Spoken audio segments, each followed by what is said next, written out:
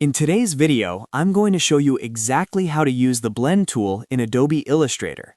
The Blend tool is one of those powerful features that many beginners overlook, but once you understand how it works, you can create smooth transitions, repeating shapes, gradients made from objects, and some really impressive design effects in just a few clicks. Whether you're creating logos, patterns, backgrounds, or complex vector artwork, the Blend tool can save you a lot of time and give your designs a much more professional look. I'll walk you through the entire process step by step, so even if you're completely new to Illustrator, you'll be able to follow along. And if this tutorial helps you out, make sure to hit the like button and subscribe to the channel for more Illustrator tutorials just like this. Alright, let's jump right in. First, open Adobe Illustrator and create a new document or open any project that you're currently working on. The Blend tool works by creating a transition between two objects, so the first thing we need to do is create those objects.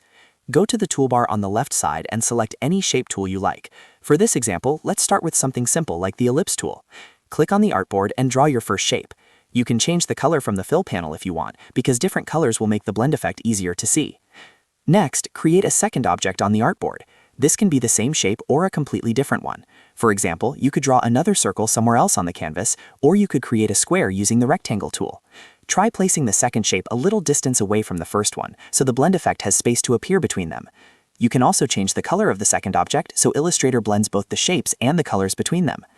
Once you have your two objects ready, go to the toolbar and select the Blend tool. The shortcut for this tool is the letter W on your keyboard, which makes it really quick to activate. After selecting the Blend tool, click once on the first object and then click on the second object. As soon as you do that, Illustrator will automatically create a smooth transition between the two shapes. You'll see multiple intermediate objects appear between them, forming a gradual blend from the first shape to the second shape. Now, by default, Illustrator decides how many steps appear in that blend, but you can fully control this if you want more or fewer objects in between. To adjust this, go to the top menu and click Object, then go down to Blend and select Blend Options. A small settings window will appear that lets you customize how the blend behaves.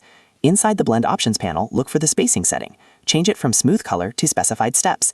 This option allows you to control exactly how many shapes appear between your two objects. For example, if you enter the number 10, Illustrator will create 10 steps between the first object and the second object. If you increase the number, you'll get a smoother and more detailed transition. If you decrease the number, the blend will look more segmented and graphic. After entering the number of steps you want, click OK. Illustrator will instantly update the blend on your artboard. You can experiment with different shapes, colors, and distances to create interesting visual effects.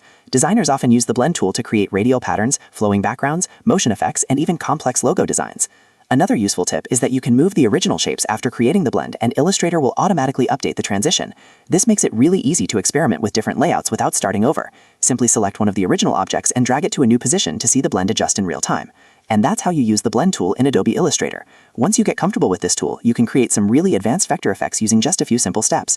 If this video helped you learn something new, make sure to hit the like button and subscribe to the channel so you don't miss future Illustrator tutorials. Thanks for watching, and I'll see you in the next video.